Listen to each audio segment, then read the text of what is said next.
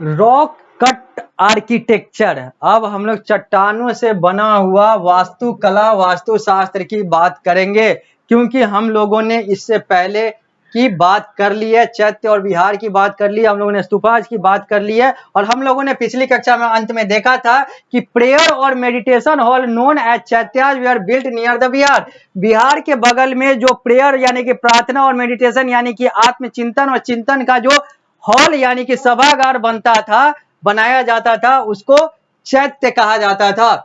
अब यही चित्र है जहां पर चैत्य और विहार को देखा जा सकता है, यानी कि यहाँ पर एक रनिंग बरांडा है, यहाँ पर सारी चीजें चल रही है। अब हम लोग बढ़ेंगे और पृष्ठ संख्या 76 पर आ चुके हैं। स्मार्ट बोर्ड के माध्यम से आप तो देख ही रहे हैं, साथ ही साथ यह आप अपने पुस्तक में भी देख सकते हैं।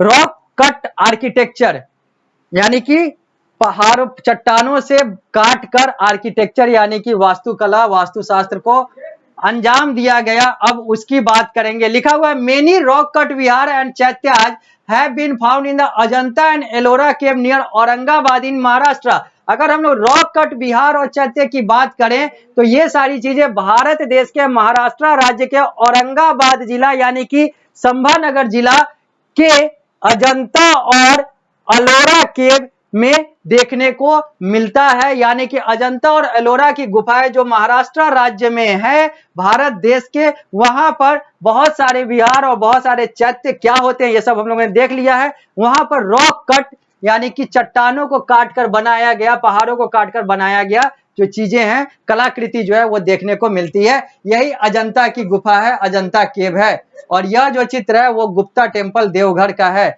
और ये जो है महाराष्ट्र वाला है।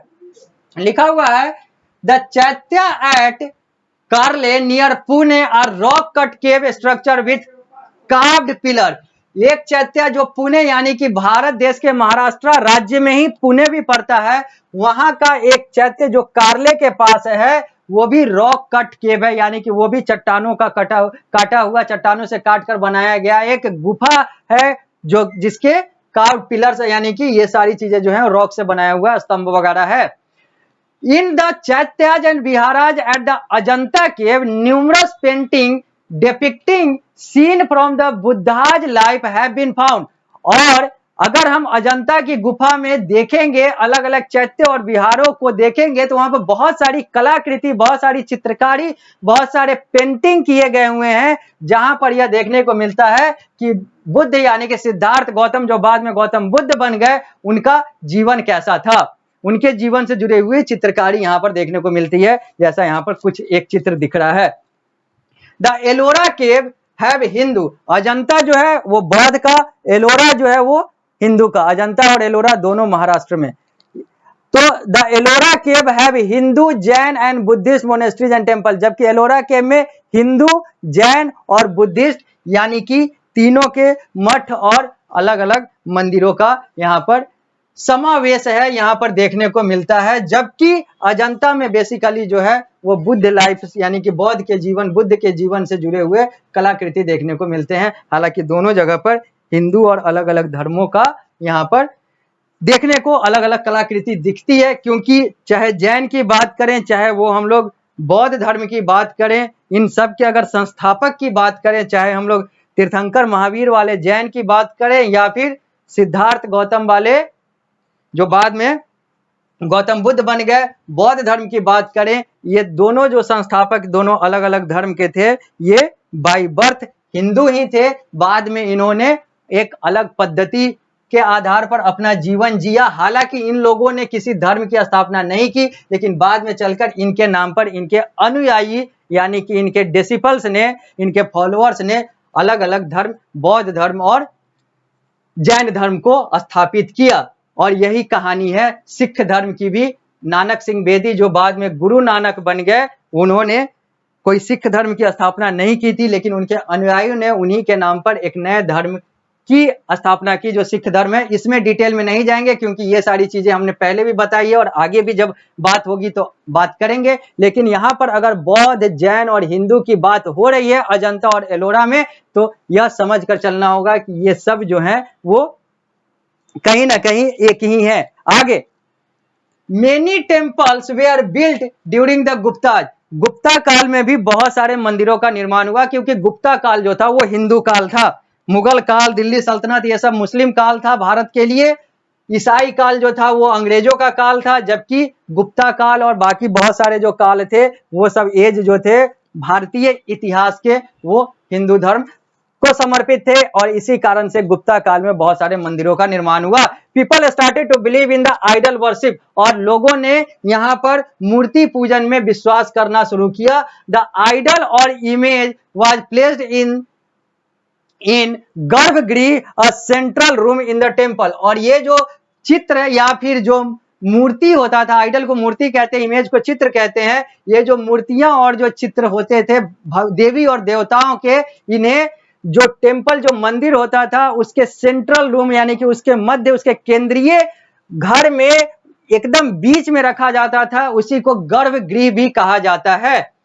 This was the place where priest performed religious ritual and devotees made their offering, और ये गर्भगृह वो जगह होता है जहां पर पुजारी जो हैं वो पूजन करते हैं, और जो डिवोटी जो भक्त हैं वो अपना श्रद्धा, वो अपनी भक्ति करते हैं, यानी कि यहाँ पर पुजारी और भक्त मिलके पूजन करते हैं, वो करवाते हैं, ये करते हैं। The temple had beautifully carved pillar, और जो मंदिर होते थे यानी कि जो मंदिर बनाए गए गुप्ता काल में वो बहुत सुसज्जित और बहुत अच्छे तरीके से उनके स्तंभ वगैरह बनाए गए। Stone temple also had a tower known as shikhara that was built on the top of garbhagriha. Stone temple also had a tower, ये जो पत्थरों के जो मंदिर हुआ करते हैं थे या होते हैं, उनमें एक टावर यानी कि एक पिलर, एक स्तंभ टाइप का बना होता था जिसको हम लोग शिकारा कहते हैं। That was built on the top of the garbhagriha, जो गर्भगृह के बीचों बीच ऊपर से बना हुआ होता था, ताकि दूर से ही पता चल जाए कि यह यहीं पर गर्भगृह है। अ बिग हॉल और mandapa was an area for people to gather, और एक बड़ा सभागार, बड़ा हॉल या फिर उसको मंडप कह लिया जाए, वो एक ऐसा जगह होता था जहां पर लोग इकट्ठा होते थे। और ये गुप्ता टेम्पल है देवगढ़ का। आगे, during the Chalukyas temple dedicated to Vishnu and Shiva were constructed in Vatapi, Pattadakal and Aihole, जबकि चालुक्य के समय में, चूंकि ये दक्षिण में शासक थे, तो वहां पर हिंदू देवी देवताओं के, जहां पर विष्णु और शिव पर को समर्पित यानी कि विष्णु और महेश को समर्पित वहां पर मंदिरों का निर्माण होता था, क्योंकि ये लोग उन्हीं के अनुयायी थे। और ये सारी चीजें वतपी, पडक्कल और ऐहोल जैसे जगहों पर देखने को मिलेगा। The Pallavas made cave temple, Pallava dynasty ने और उनके अलग अलग शासकों ने भी अलग अलग गुफा जैसे मंदिरों का निर्माण करवाया। रॉक कट टेम्पल यानी कि चट्टानों को काटकर, चट्टान से बना हुआ, पत्थरों से बना हुआ मंदिरों का निर्माण करवाया। ब्रिक टेम्पल यानी कि ईंट से बने हुए मंदिरों का निर्माण करवाया। एंड रॉक स्कल्पचर, और चट्टानों से बने हुए अलग अलग कलाकृतियों का निर्माण करवाया, यानी कि सब हिंदू शासक, हिंदू डायनेस्टी था, इन लोगों ने अपने अपने भक्ति के अनुसार, अपने अपने भगवान और अपने अपने भक्ति के अनुसार अलग अलग मंदिरों का निर्माण करवाया। कोई नॉर्थ इंडिया का था, तो कोई साउथ इंडिया का था, तो कोई गुप्ता था, तो कोई चालुक्य था, तो कोई पल्लव था, लेकिन सब थे हिंदू, तो इन्होंने मंदिरों का निर्माण करवाया। The most famous rock cut temple are the 5 Pandava Rath, each carved out of a single rock, और सबसे ज्यादा प्रसिद्ध जो चट्टान से काटकर, पत्थर से काटकर बनाया गया मंदिर है, वो एक ही पत्थर से काटकर बनाए गए 5 पांडव के रथ हैं, जो माना जाता है कि ये रॉक कट जो इमारत है, जो कलाकृति है, उसमें सबसे यूनिक है, सबसे अचंभित करने वाला है, क्योंकि एक पत्थर से 5 पांडव के रथ का यहां पर निर्माण किया गया है। The temple located in Mahabalipuram mark the transition between rock cut cave temple and free standing stone temple, जबकि एक मंदिर जो महाबलीपुरम में है वो एक ट्रांजिशन यानी कि एक बदलाव बताता है, जब भारत और यहाँ के लोगों ने देखा कि कैसे एक चट्टान से बना हुआ जो गुफानुमा मंदिर है, वो कैसे अब एक नए तकनीक और एक नए आविष्कार की तरफ जा रहा है, यानी कि अब हम लोग रॉक कट केव टेम्पल से फ्री स्टैंडिंग स्टोन टेम्पल की तरफ चले गए और ये सारी चीजें महाबलीपुरम से दिखता है, महाबलीपुरम के मंदिर से दिखता है कि पहले जो चट्टानों से के आधार पर बनाया जा रहा मंदिर था, अब वो फ्री स्टैंडिंग स्टोन टेम्पल यानी कि एक ऐसा पत्थर का एक मंदिर बनाया जाने लगा जो कि फ्री स्टैंडिंग यानी कि वो सीधा नीचे से पिलर के तौर पर यहाँ पर बनाया जा रहा था, जबकि रॉक कट जो था वो चट्टानों से काटकर वहां पर कलाकृतियां बनाई जा रही थी। और ये सारी चीजों का जो ट्रांजिशन, जो शुरुआत हुआ, जो बदलाव आया, ये महाबलीपुरम वाले मंदिर से आया।